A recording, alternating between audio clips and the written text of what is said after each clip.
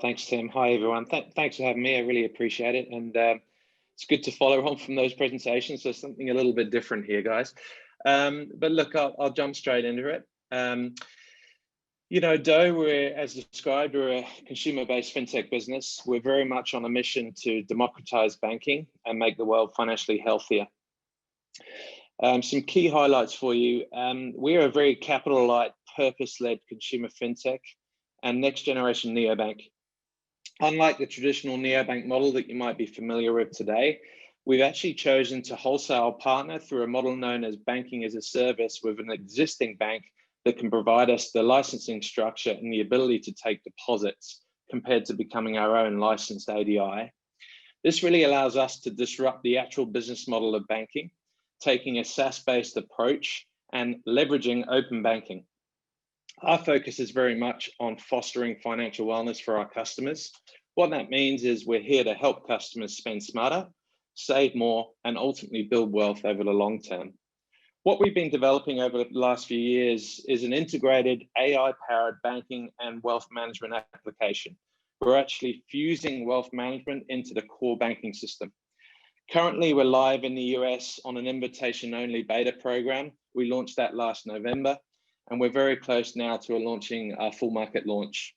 We've also recently announced a partnership with a regional Australia bank in Australia, and we're looking to launch with Mastercard in 2021.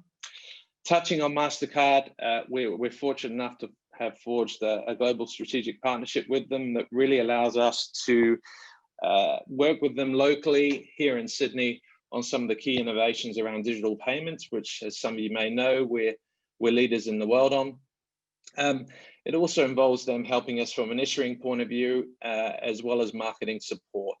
And certainly we see the need and the opportunity to expand as SME banking over time, once we prove out the value proposition for consumers.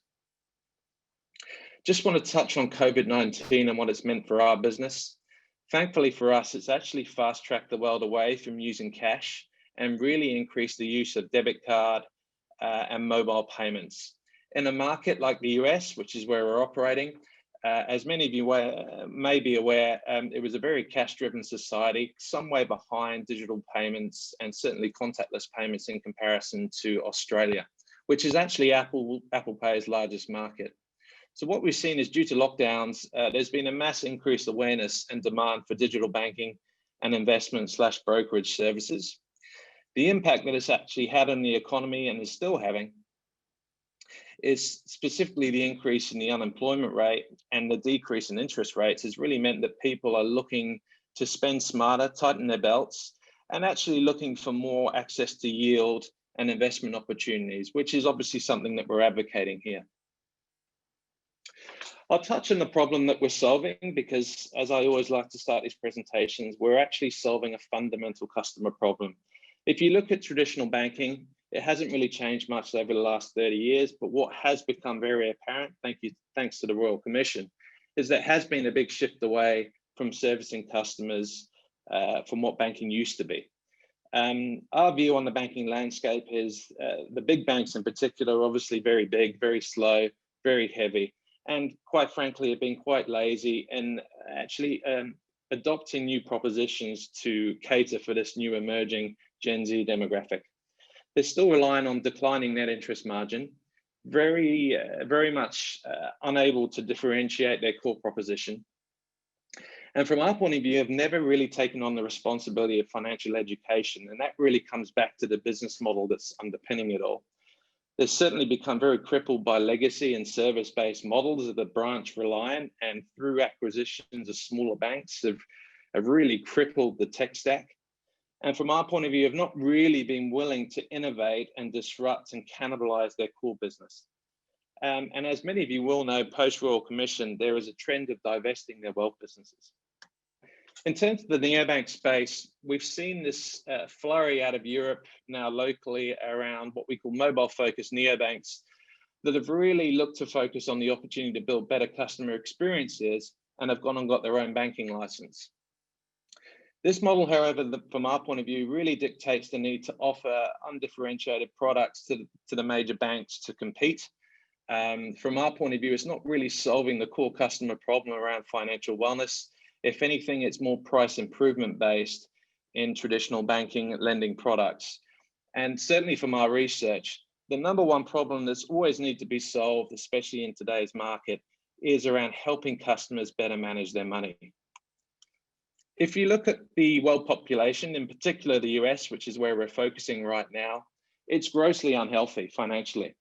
57% of Americans are considered financially unhealthy. That's 138 million people. Debt levels are rising. For example, 45% of Americans with debt spend up to half of their income servicing that debt.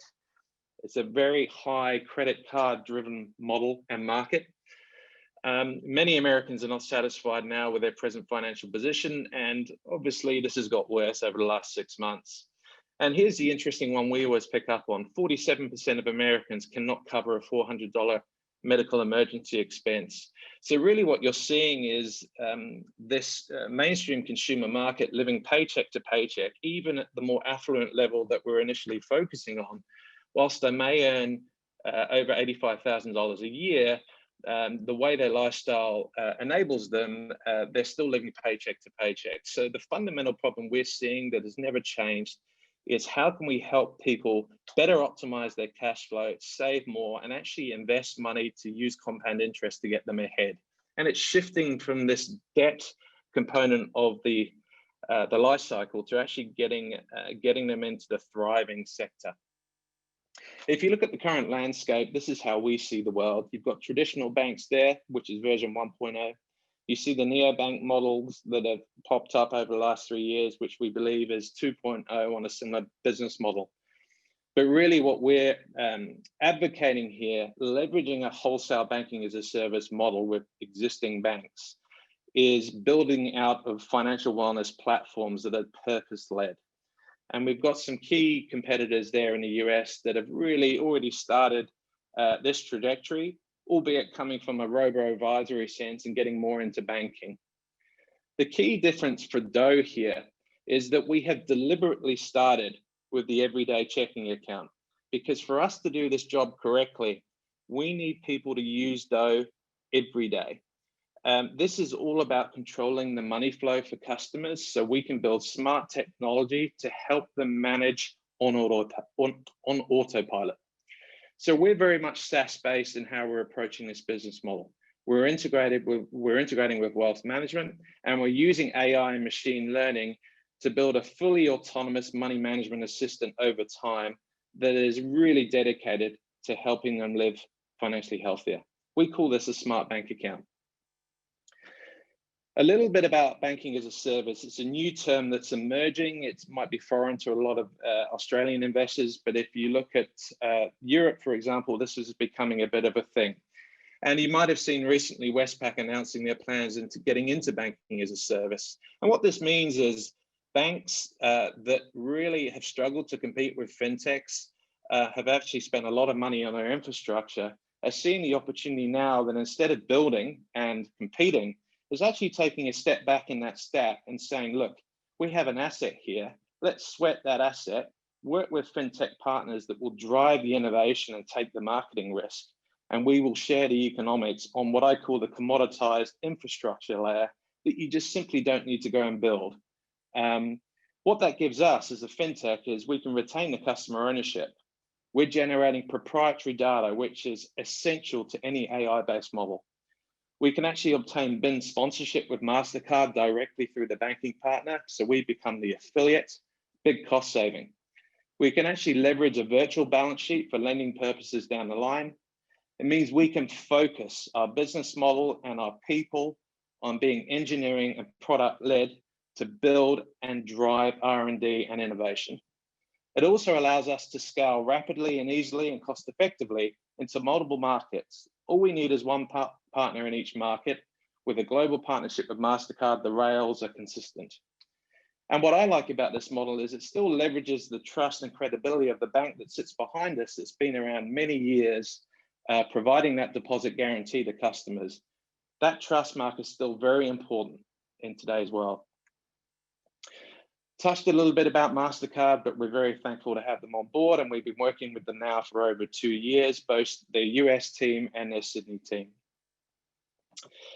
Where we're currently at the moment, guys, is we've been in beta now since November last year with quite a robust, fully fledged MVP product. We've been building for a long time, and we're now ready to open this up. We have full open banking enabled interface. The core part of the proposition is that we encourage customers to connect their existing bank accounts and credit cards. So we can go back 2 years on that data to train the AI model so we can start to forecast and help them build a plan moving forward. We've got fully integrated budgeting, as well as our recently announced bills jar feature, where we actually start to provision money for bill paying through a dedicated virtual card. And the biggest innovation here is our jars platform for savings, where we actually microtize goals and build a plan to achieve them for customers. The future of banking as we've seen it in our world is fully autonomous. If you think about Tesla for a minute, the analogy here is that driverless cars are coming quicker than anyone can imagine. They're going to be 100 times smarter than the customer in terms of being able to drive those cars. And I think over time, people will slowly adopt and there'll be a light bulb moment where a car with no steering wheel makes sense. I see banking and money management as going the same way. The biggest research we conducted was that customers really want help with managing their money, but don't want to do the work. If we could provide a tool that is fully customized, engaged, and personalized and automated, customers would become more passive in that engagement, but more gamified in how they see the results.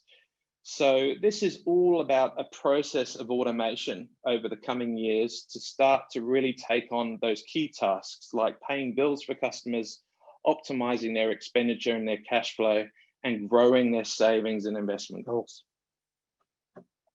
In terms of what we've committed to the market already in the next 12 months is 2 key features. The first of which we're really excited about is Autopilot, which is the first iteration of this autonomous money management. And we look forward to talking more about that soon. The second element is actually integrating fully managed investment portfolios, which we call wealth jars, and actually start to give customers access to packaged ETF products to earn yield on these savings goals. And this really forms the foundation of our movement into a fully fledged monthly subscription product. Ultimately though, guys, our goal is to become a platform business. It's a SaaS-based business model. The data we're generating here on people's income and expense profiles is phenomenal. And in terms of unlocking that opportunity, ultimately in the long run, we want to continue to partner with manufacturing partners that can tightly integrate new services into this platform where we share the economics. In terms of how we're making money right now, we're predominantly reliant on interchange, which, as some of you may be aware, in the US is extremely high in comparison to Australia. We're very fortunate to operate in a regime where interchange can actually underpin the foundation of this business model. We also take margin share on every deposit we generate our banking partner. But in terms of where we're going, this will become more focused on a subscription-based product and growing an ARPU share or share of wallet through the introduction of new services and features. If you have a quick look at how we stack up and where we play, there's some key neobanks that have come out of Europe, like the Revoluts and the Monzos of this world. You've got Chime that have been operating now in the US for about 4 years. They're focused very much on an underbanked segment, quite different to us, but are having great success. And to be honest, have really paved the way for us to introduce a digital banking platform because they've educated the market well. And then you've got the likes of Acorns, who started off as a robo-advisor, as well as Moneyline in the US. But just to give you a bit of a snapshot on valuations and money being raised in this space, there's a lot of money going into this space, and there's a lot of customer adoption that's coming from it. So we're pretty excited that we're really at the beginning of this growth journey, and you know, it's going to be a fun ride. Okay, guys, I think that's 10 minutes, so I might just stop there. Thanks for your time. Good job. Thanks, Andy. plenty of questions. We might go over time, but we've got almost 300 online, so let's go for it. Westpac and Afterpay. I mean, this is a competitive space. It's a big problem. It is a very competitive space, and you've got kind of Afterpay and Westpac talking about, you know, a new savings account to conduct the majority of their money management activities, including paying bills, withdrawing cash, and budgeting. I mean, they've got 10 million customers, Afterpay. How do you, what's your competitive edge in this space?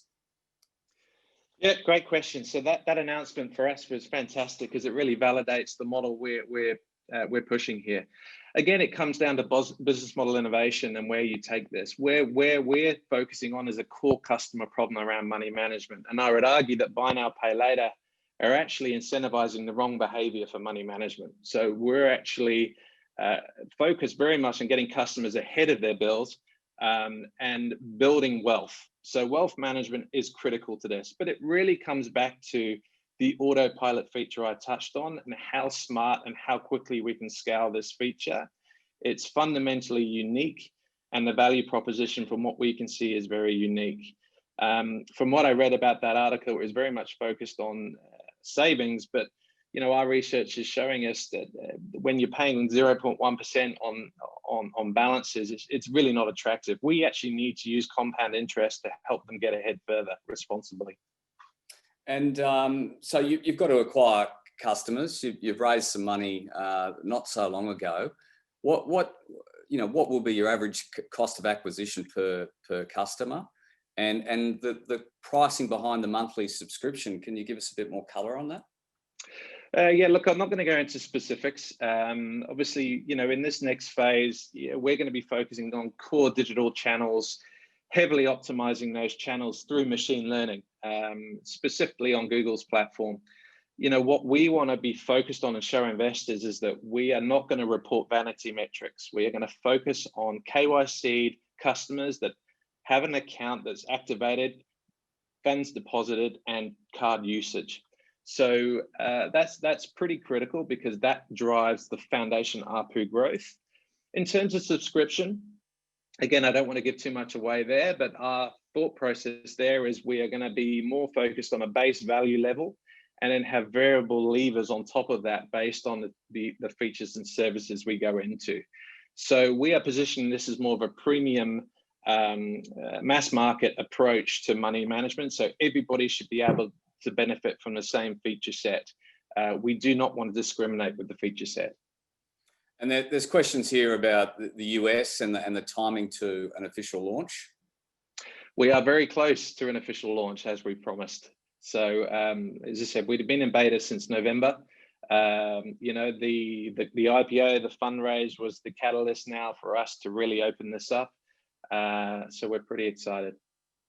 And is there any issue around data ownership and privacy?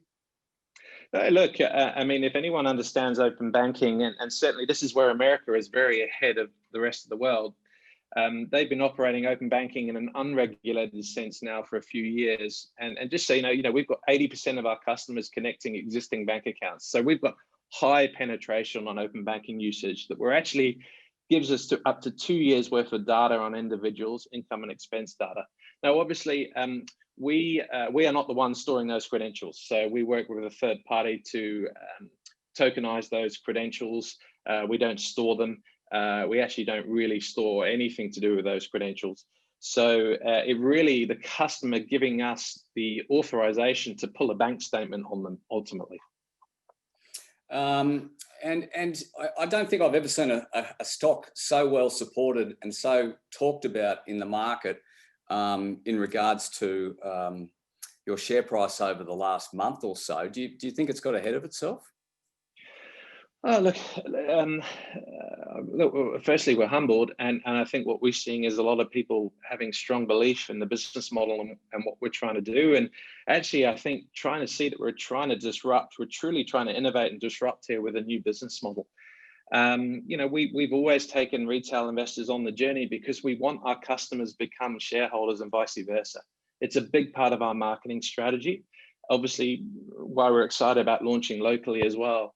So I think it's fantastic. I think investors now are seeing the headwinds that are happening at the banking level, at the economy level, and just the mass adoption now of these digital-based businesses is driving that.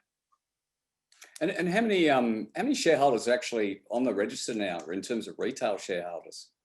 Do you have any idea? That's a good question. I would have to go and have a look. I assume quite a few. Yeah, I would have thought so too. Okay, and then when you raised, there were some options that were issued to yourself and others.